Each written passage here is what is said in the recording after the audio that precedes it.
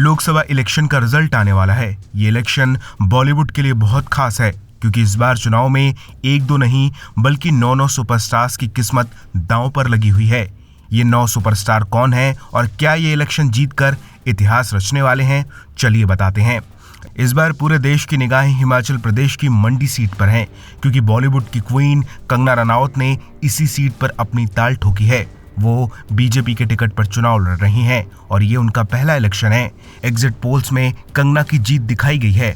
आज असली रिजल्ट में देखते हैं कि कंगना की किस्मत में क्या लिखा हुआ है।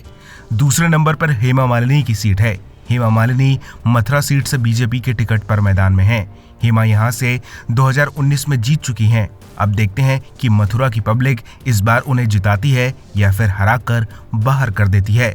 80 और 90 के दशक के सुपरस्टार शत्रुघ्न सिन्हा भी पश्चिम बंगाल की आसनसोल सीट से तृणमूल कांग्रेस के उम्मीदवार हैं। सिन्हा इसी सीट पर उपचुनाव जीत चुके हैं, लेकिन इस बार उनका जीतना थोड़ा मुश्किल लग रहा है। सिन्हा की किस्मत का पिटारा कुछ देर में खुल जाएगा। देखते हैं कि जनता उन्हें जीत का तोहफा देती है या नहीं।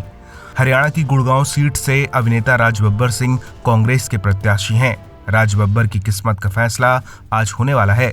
हालांकि एग्जिट पोल्स में उनकी हार दिखाई गई है, लेकिन असली फैसला तो ईवीएम खुलने के बाद ही होगा। देखते हैं कि बब्बर साहब जीतते हैं या नहीं।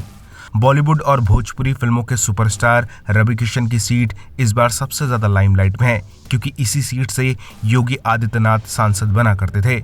गोरखपुर की सीट से रवि किशन पिछला चुनाव जीते थे। अब देखते हैं कि दूसरी बार जनता उन्हें मौका देती है या फिर उन्हें यहां से खदेड़ देती है।